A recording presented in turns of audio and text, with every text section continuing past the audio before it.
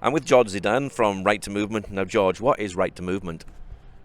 Okay, Right to Movement is a running community that started in Palestine to encourage Palestinians to participate in outdoor sports and to send a message about Palestinians to the world about that we like to do normal things just like anyone else. And how and why were you started? It was started from an initiative of myself and two Danish women. One of them was my colleague in Jerusalem, working in an international non-governmental organization. And it started because the first objective was to make a Palestinian marathon, a marathon in Palestine since we didn't have one, and to use this marathon as a message to send the message about Palestinians. And how many members do you have running? Well, right now we have 7 communities. We have community in our biggest community is in Bethlehem here with over 100 people. We're practicing 3 times a week. We have a community in Ramallah. We have a community in Jerusalem. We have a community in Amman, Jordan. We have a community in Copenhagen, and that's one of the first communities. We have a community in San Francisco, New York, and Ghana, and London. Wow. We have a community in London. Now, I've seen you on Facebook now. You seem to get up at 5 o'clock in the morning. Are you crazy or are you just dedicated? I would say it's really dedication. I mean, I'm impressed when I come. It's very difficult to get yourself out of bed at 4:30 in the morning to come to run at 5 o'clock in the morning on a weekend. That makes it even more worse. But the idea is that we're actually not able to find a place to run in the streets if we want to do it at 10 o'clock in the morning, for example, because of I mean, you probably will understand that that's still not a very cultural accepted thing, so people would just maybe not feel comfortable running from the reactions. It's getting better, and that's one of the main objectives of the group, but we still find it challenging especially for the girls to actually run in the street. So we will have to go either early in the morning, or we have to go to an abstract part of the city, and we've been going to an area where not a lot of people will go there, and then there's another risk associated with being there, because sometimes people will come specifically to target the people who are running, or that these areas are very close to Israeli settlements, and where we have been actually facing challenges from this. So the best thing we found is and it's learned by practice, and the best thing we found is to actually meet at 5 in the morning and run. Is it not very acceptable for a girl to run specifically in the Bethlehem area with being a Muslim culture? I would say that Bethlehem area is the easiest and most clean area in Palestine for that sense, and Palestinian and but through the continuous work of the group and consistent practices, people just see us, see our posts on Facebook, and they see us in the city, and they know that now Bethlehem is becoming the hub of running in Palestine, and I would say that that's also that it helped. What helped us is that the fact that there's a Christian Muslim culture in Bethlehem making things like this more easier to start with. And how successful has the Bethlehem Marathon been? Well, it has improved a lot, and it's been really successful. So far we have made 3 Palestine marathons. The first one had around 700 runners with 300 foreigners and 37% female participation. Quite unique. The second one went up to 3,000, and the third one we were able to keep it at 3,000 with the very close female participation ranging between 35 and 40%. And we aim at in the next 5 years to reach 5,000 runners. And why did you do a marathon here in Bethlehem? Well, it was a long discussion about where we should make the marathon, and for a lot of purposes, but most importantly that Bethlehem is a famous city, so making a marathon in a famous city will make people more attractive to actually come and run in Bethlehem, and because Bethlehem is ready to accept a larger number of tourists than any other Palestinian city, because it's been the habit that the city is ready to receive religious tourists in terms of hotels and restaurants and facilities for tourists. So that was the main reasons behind choosing Bethlehem as a Palestinian city. And What's it like for you running through Bethlehem? Well, I must say it's fun and it's really special. The Palestine Marathon itself is the route of the Palestine Marathon itself. When you run it, it's really special. Starting from the Nativity Church.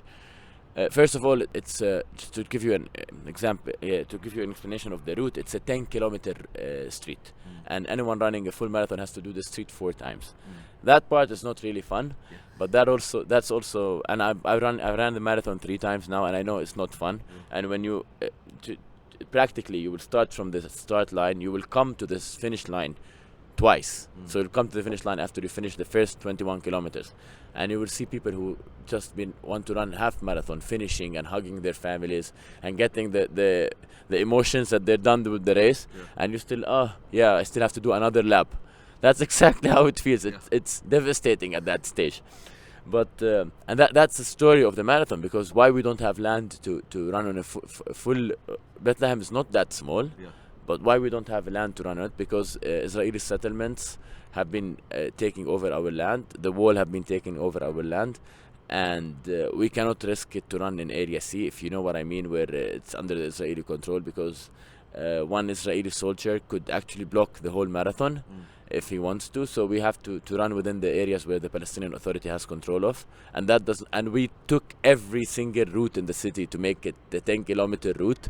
So we had to take everything that's under the Palestinian control. Every single, we're passing under people's houses, inside places, just to take these to make the 10-kilometer route, and then you have to run it 4 times. But the powerful thing is that you actually run by the wall, by the settlements, by the Israeli checkpoint. You run through Palestinian refugee camps, through Palestinian villages who have been.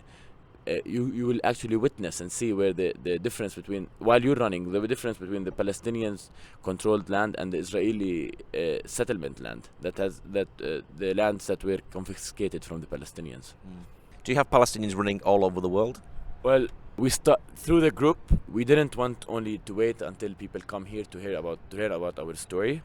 We thought that we actually have to go there and tell them about our story. So in 2013, we sent a group of 20 Palestinian runners, 10 females and 10 males, to run the Copenhagen Marathon, where we actually had speaking tours and met with a lot of people to tell them to invite them to come to the Palestine Marathon and experience what is it like to be running in Palestine. Then we sent another delegation to San Francisco Marathon, 7 people, and this year we sent a delegation to Derry Marathon in Ireland, in Northern Ireland. We sent a delegation of 10 people as well, and we sent a delegation to Italy, to Reggio Emilia, to participate in Olympics under 17, and we aim to send a delegation this year as well to Beirut to run the Beirut Marathon. Wow. So the idea is that the more people we represent our group and represent Palestine in these marathons, the more the Palestine Marathon will get visibility, and the more we will be able to attract people to come, and the more we will be able to share with them that when I run, it's not only about me putting my running shoes and get outside the house and warm up and go for a run. I have so many other things to consider, whether from the Israeli occupation or whether I was a Palestinian female from the Palestinian Male Society. Now, obviously, movement is a big issue here for the Palestinian people. Do you get people coming from Gaza running in the Bethlehem Marathon?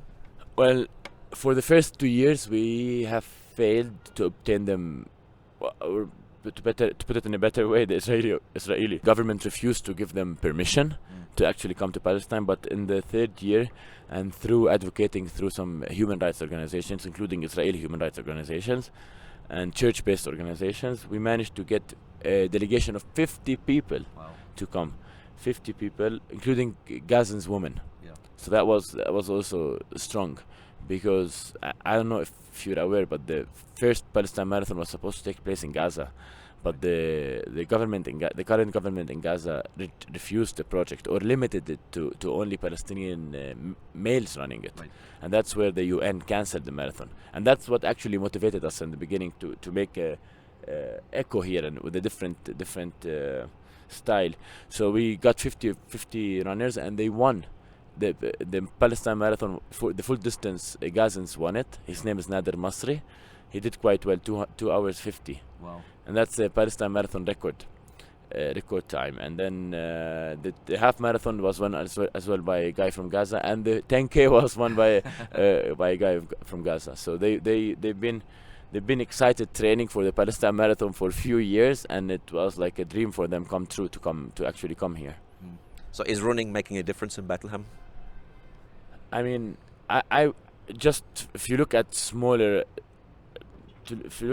differences, smaller steps, we have actually encouraged a lot. Our group has 100 people. We're having 50 people practice 3 times a week regularly, and most of them are Palestinian females whom if you have asked them if they thought they would ever be running in the street in Bethlehem, or they would ever be in a unisex sports group, just doing things normally as other British, American or group in the world, just doing what they like to do, they will tell you they wouldn't. But now we have been consistent and we have been successful, and people are just coming more and increase. The groups are getting larger and larger. So we have made an impact. People like to be there and feel it's something that it's unique. So we have managed to make an impact. Great. And what's your prayer finally for the Bethlehem Marathon for the future? Well, size-wise, we aim to have 5,000 people running it. The streets of Bethlehem are quite small to accept larger number than this. So 5,000 people marathon. We aim to actually, if there's gonna be a chance to actually change the route of the marathon, where it connects it to other Palestinian cities, like East Jerusalem, for example. That will be the big ambitious, because that is succeeding in claiming the right to movement of the Palestinians, with the right where we actually, by all the international laws and UN laws, this is East Jerusalem is our land, and it's my right to actually run to the East Jerusalem from the other city, from my city Bethlehem. We aim to run from the Church of Nativity to reach the Holy Sepulchre Church and the Aqsa Mosque, and by the Western Wall as well, by all the religious sites, to the beautiful landmarks of this country. Okay, George, well, thank you very much. Thank you very much.